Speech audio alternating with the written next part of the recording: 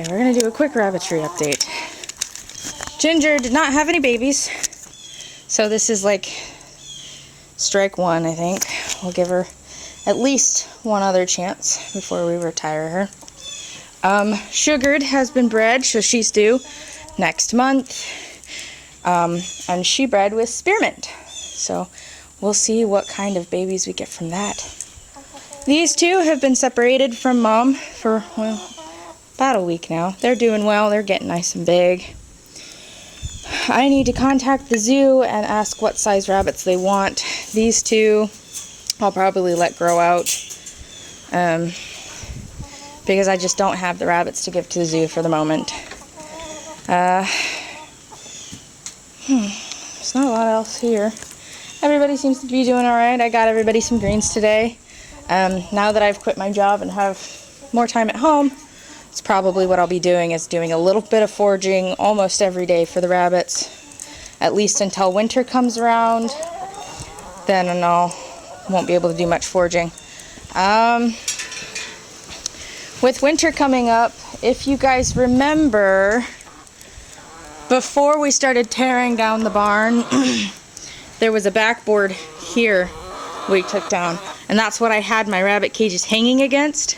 That provided a lot of shelter from the wind that would come in from this direction during the winter.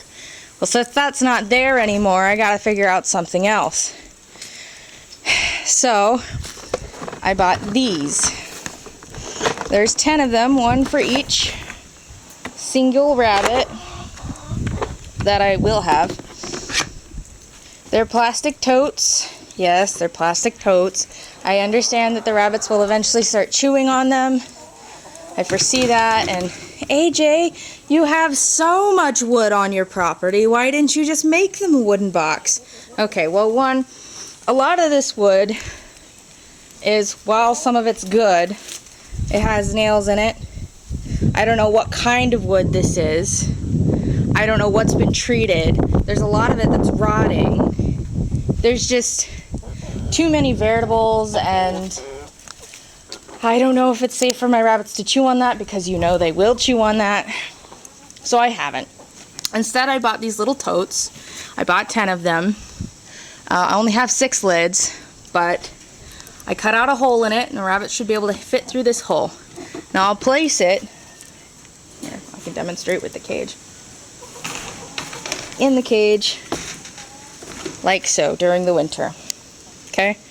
During the winter, I'll leave the bottom open. That way, when they decide to be in there to shelter from any wind and stuff, if they decide to go to the bathroom in there, it'll still fall through. It's not going to pile up like it normally would. I know they're eventually going to chew on this. I also realized that they'll probably end up tossing it around. Oh, I haven't even had my camera on it. I know they'll end up tossing it around, probably throwing it on its side, getting on top of it and stuff. So what I might need to also do is pick a side and put a little hole here, and then go get some reusable zip ties to go ahead and zip tie it into place in such a way that they can't chew the zip tie and that it'll stay there. Now, during the spring and winter, or during the spring, summer, and a bit of fall, I can use those lids to put on the bottom, stuff it full of hay, and use it for a nesting box, because they shouldn't need them during those months. So they can double as a nesting box during that time. And that's all I got. That's really the biggest update that I'm going to have. Nobody needs these quite yet, but soon. This took a lot of time actually to do. Like, even though I bought a wood burning tool so that I could cut out these holes easier. Wow, that is super bright. I'll go back into the camera. Did not like that.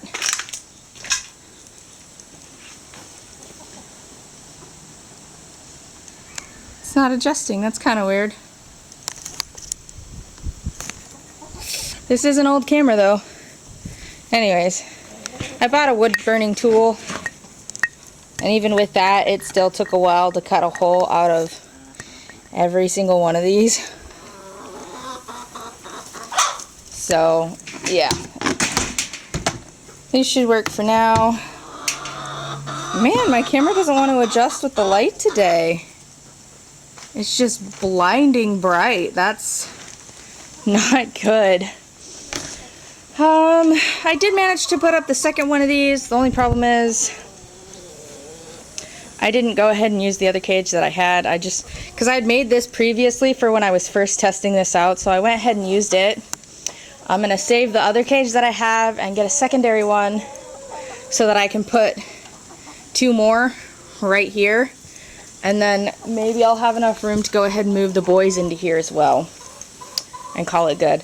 That should give me enough cages to play musical cages with everybody, because what I want to do, I found it easier to remove mom from the babies rather than the babies from mom, and that seems less stressful for the babies. So I just want to take mom and move her to the next cage over. So I want it so that there's an empty cage pretty much between everybody, that I can just move them from cage to cage kind of thing right now.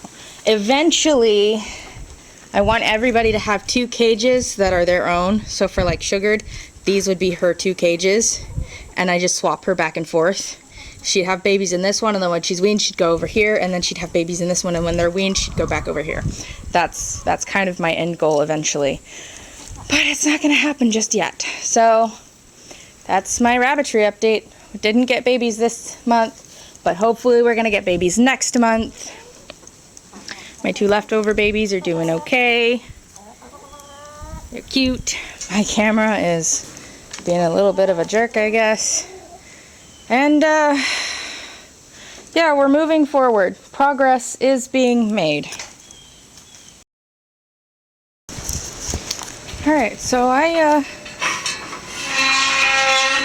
kind of a last minute decision, but I went to the livestock auction about 30 minutes away. See what they had. And I got 2 chickens and a rabbit. So say hello to Miss Kibbly. The name on the note said Kibbles, but I think Miss Kibbly sounds much nicer. So the note said lion head, but I'm not sure that, I don't think lion heads get this big. So I'm inclined to think maybe like a lion head New Zealand mix, maybe. But she's pretty. So yeah, $30 for a rabbit.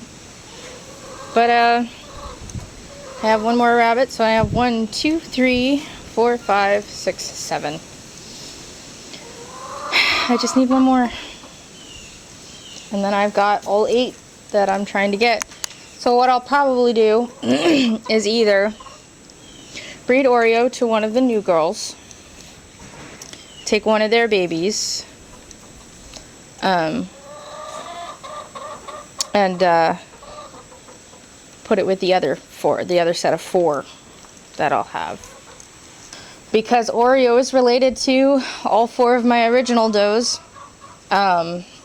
Spearmint's gonna get those does, and then Oreo will get the 3 new girls. Which actually means that I probably need to breed Spearmint to one of the new girls, because he's not related to any of them, and take one of those girls out of that litter for Oreo. And then I should be about all set. But that means that for replacements right now, Oreo will be used to replace, Oreo's offsprings will be used to replace older does right now. And then I will go and get a new buck from somewhere else. And then Spearmint will probably be used to replace older does for the new buck. And then Spearmint will be replaced by a new buck, and so on. That's kind of what I'm thinking I'm gonna do. Anyways, so yeah, that was a lot of fun. I will introduce you to the 2 new chickens in the chicken update for next week. Say hi, Miss Kibbly. Pretty girl.